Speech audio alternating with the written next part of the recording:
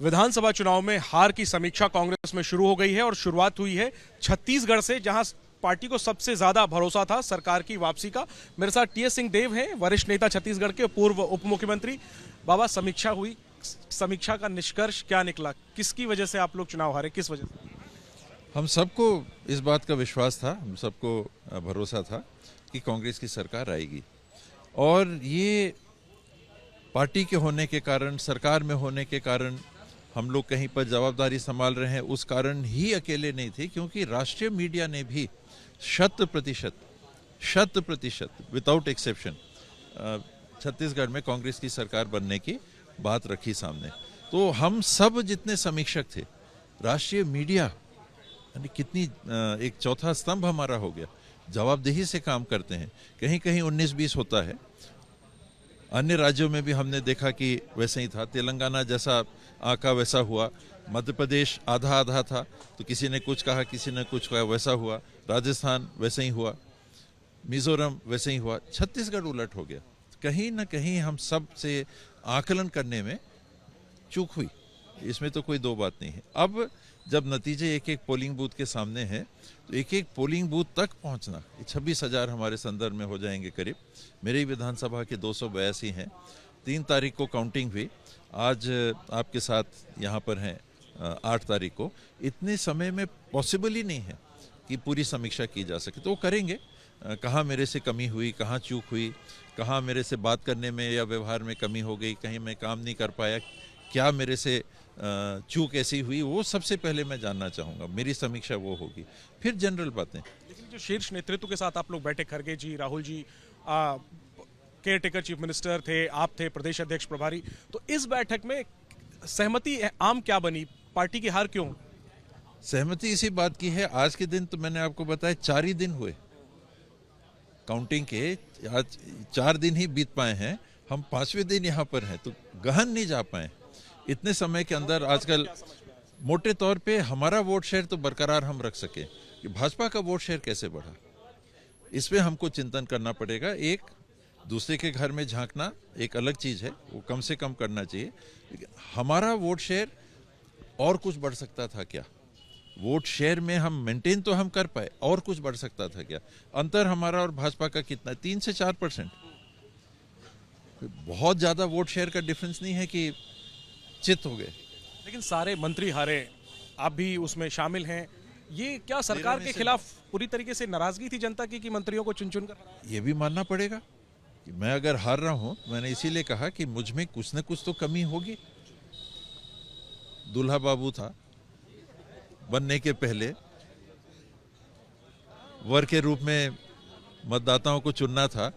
उनको लगा कि नहीं, इस बार ये ठीक नहीं लग रहा। क्या हुआ? मैंने कपड़े ठीक से नहीं पहने, प्रेस नहीं कराए, कुर्ता पजामा पहन रहा था। बाबा, फायदा किस बात का हुआ? क्या ये जो सनातन वगैरह को लेकर बहस हुई, हालांकि वो राज्य के बाहर का विषय था, लेकिन क्या उन बातों से भी मतदाता प्रभावित हुआ? डीएमके के नेताओं के बयान और उसके ऊपर बीजेपी का कैंपेन, इन चीजों का असर पड़ा क्या चुनाव? सीधे तौर पे जो मोटा मोटी दिख रहा है, ये दिख रहा है कि ट्राइबल एरियाज और अर्बन एरियाज, 20 अर्बन सीटें हैं, सेमी अर्बन और अर्बन सीट मिला के 20 सीटें हैं, और मेरे ख्याल से 54 या 55 ट्राइबल सीट, जिसमें 1% से ज़्यादा उनकी आबादी की उपस्थिति है। इनमें किन कारणों से वोट शिफ्ट हुआ, ये भी हमको देखना पड़ेगा। और जहां हम जीते वहां वही कारण क्यों नहीं अप्लाई हुए? 4 मंत्री जीते भी, 9 हारे भी, वो क्यों जीते? हम क्यों नहीं जीत पाए? कैंडिडेट्स उसी तरह, एक रीजन वाइज अगर आप देखें तो कुछ जिले हैं जहां 100% सीट हम जीते। 8 की 8 लोकसभा चांपा जांजगीर की हम जीत गए। जहां से रमन सिंह जी जीते हैं चुनाव, वहां उस नए पुराने जिले मिला के 6 में से 5 सीटें कांग्रेस जीती। बालोद जिला है, 3 की 3 सीट कांग्रेस जीती, और रायगढ़ जिला है, 5 में से 4 सीट कांग्रेस जीती। नया सारंगढ़ जिला बना, उसमें 2 की 2 सीट कांग्रेस जीती, 100% रिजल्ट। खैरागढ़ नया जिला बना था, 100%। मोहला मानपुर 2 की 2 सीटें, तो कहीं जगह 100% सीटें कांग्रेस जीती। ये ट्राइबल भी हैं और नॉन ट्राइबल भी हैं, तो किसान फैक्टर भी आता है, आदिवासी फैक्टर भी आता है। तो हम 11 जीत पाए, बाकी जहां हम नहीं जीते वहां क्या कारण हुआ? वही तो, क्या कारण है अभी तक स्पष्ट आप लोगों को भी? 3 दिन के अंदर तो आखिरी में, चूंकि आपकी पार्टी के ही एक सेक्शन में और उसमें वरिष्ठ नेता भी शामिल हैं, वो लोग ईवीएम पे सवाल उठा रहे हैं। मैं आपसे पूछता हूं, आप इतने अनुभवी नेता हैं, ये जो हार हुई है कांग्रेस की, खासतौर पे छत्तीसगढ़ की ही केवल बात करें, ये जनता का जनादेश है, जनता का मैंडेट है, या ईवीएम में कुछ आपको लगता है कि गड़बड़ी हुई है जिसकी वजह से करारी हार हुई? इस चुनाव के संदर्भ में तो मैं नहीं कहना चाहूंगा कुछ भी, कोई कमेंट करने का उचित नहीं है चुनाव हारने के बाद में। ईवीएम पे सवाल नहीं खड़े करना चाहता? नहीं, मैं ईवीएम के पक्ष में नहीं हूँ। इस चुनाव से जोड़ के मैं नहीं कहना चाहता कि हारे इसलिए ऐसा है, तो फिर 35 सीट कैसे जीत गए, ये तर्क नहीं है। किन मैंने कई आर्टिकल्स इस बारे में भी पढ़े हैं, और उसमें जो मूल बात आती है वो ये आती है कि सिस्टम वो अडॉप्ट करना चाहिए जहां प्रमाण नहीं, जहां संदेह भी अगर उत्पन्न हो गया तो सिस्टम को छोड़ देना चाहिए।